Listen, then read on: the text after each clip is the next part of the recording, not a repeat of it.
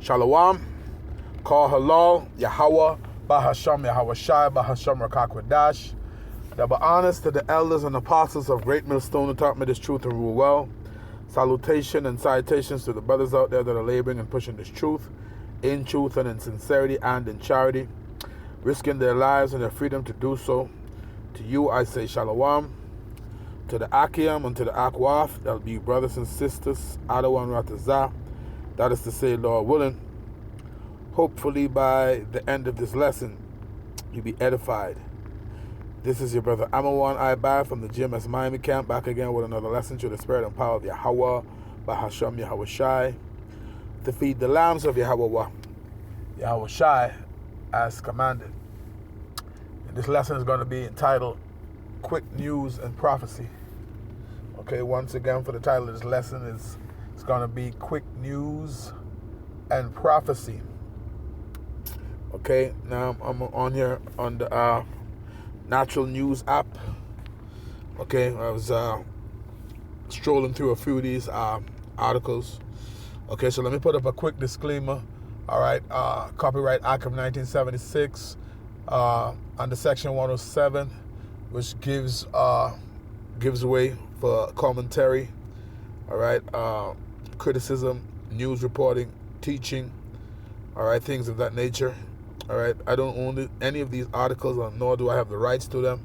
All right, this is not for monetary gain. I'm not gaining by this. This is just for educational purposes.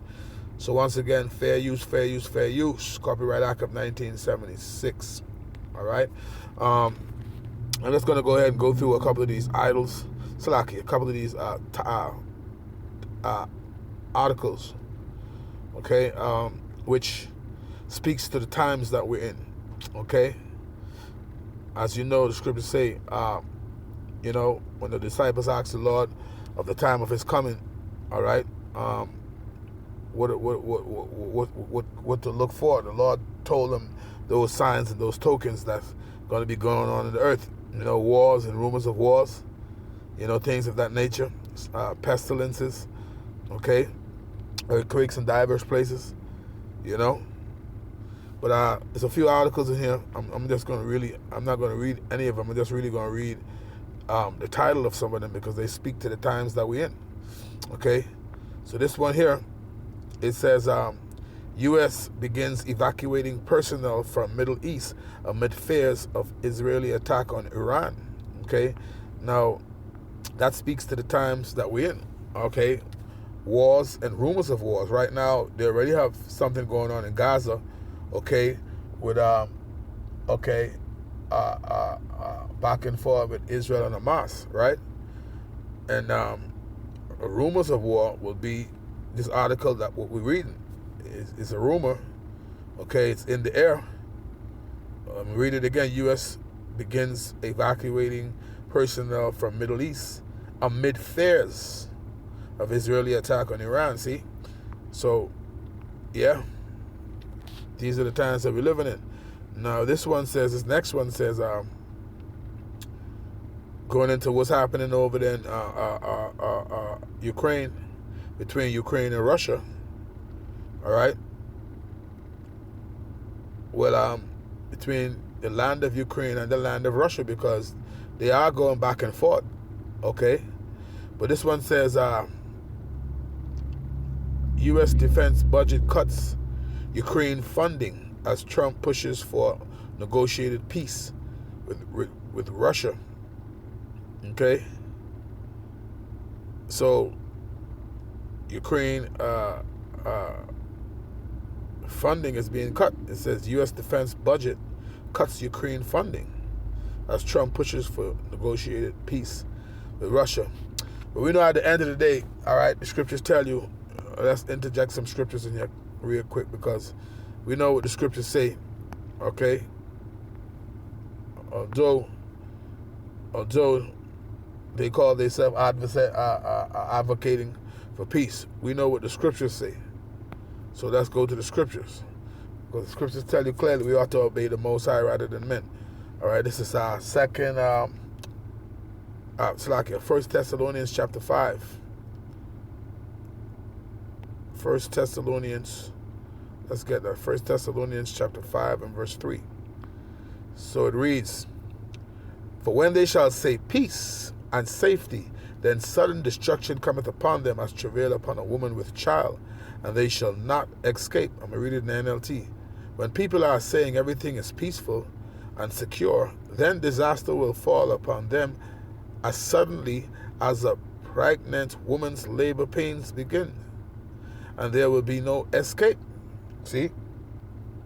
Let's go get a precept. Let's go to the Old Testament and let's get Ezekiel. Let's go Ezekiel chapter 7. We're going to read verse 25. And so it says, destruction cometh. All right, so we know World War III is going to come regardless. All right, it says, because it's prophesied in the scriptures, it says, destruction cometh, and they shall seek peace, and there shall be none. Okay? NLT version, Ezekiel chapter 7, verse 25. Terror and trembling will overcome my people. They will look for peace, but not find it. Okay? So, yeah. These are the times that we're in, man. Okay? So, let's go back here to natural news. Now, let's jump down on some of these articles down here. There's another one here. It says, this one says, it's dated it's dated June 11, which is today. June 11, 2025. And it says, Trump pushes Netanyahu to end Gaza war permanently, intense phone call. All right, Trump pushes Netanyahu to end Gaza war permanently, intense phone call. All right, but once again, the Most High, all right, rule it in the kingdom of men. Okay, and at the end of the day, the counsel of the Lord is going to stand, man. Okay, what scripture come to mind? Let's get that in, what's that?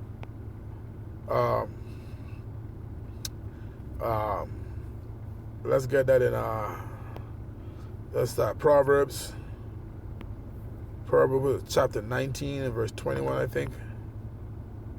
Right, this is Proverbs chapter 19 and verse 21. It says, there are many devices, meaning plans. There are many devices in a man's heart, meaning his mind. The Hebrew word for heart is lab, which means your mind. There are many devices, meaning plans, in a man's heart, meaning his mind. Nevertheless, the counsel of the Lord, that shall stand. Okay? Verse, I'm going to read in the NLT. It says, you can make many plans, but the Lord's purpose will prevail. So, as it says in Ezekiel the 38th chapter, where it speaks about putting hooks in the jaws of Gog and Magog, which represents the land Russia today, man. Okay, what's the other one? Proverbs 21:1. The heart of the king is in the hand of the Lord. Right. This is Proverbs chapter 21 and verse 1. It says, the king's heart is in the hand. Once again, the Hebrew word for heart is lab, which means your mind. So the Most High controls the mind. It says, through the angels, right? It says, the king's heart is in the hand of the Lord. As rivers of water, he turneth it whithersoever he will. NLT. The king's heart is like a stream of water directed by the Lord. He guides it wherever he pleases. You see? So the scriptures tell you how there is none that could resist his will. So at the end of the day, okay, it's all of the Lord, man. The will of the Lord is going to be done. And that's why the scriptures say the least of the flock shall draw them out. Okay? They can't turn away from this if they want to. All right? It's not up to them if World War III is going to happen. It's going to happen because it's prophesied in the scriptures. So it must happen. See? Another article reads, it says, this is natural news again. It says Trump. It says Zelensky's escalation justifies Putin striking back. So that's another article there. So as you know, they've been going back and forth over there between Russia and Ukraine, man.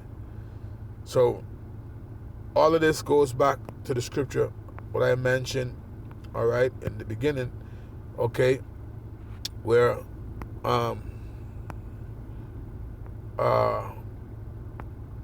these things as the signs of before the coming of the Lord, these things will be happening, okay.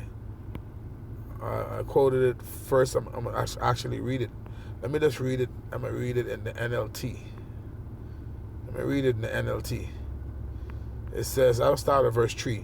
It says, later, NLT version, it says, later Yahushua sat on the Mount of Olives. His disciples came to him privately and said, tell us, when will all this happen? What sign will signal your return and the end of the world? Yahushua told them, don't let anyone mislead you.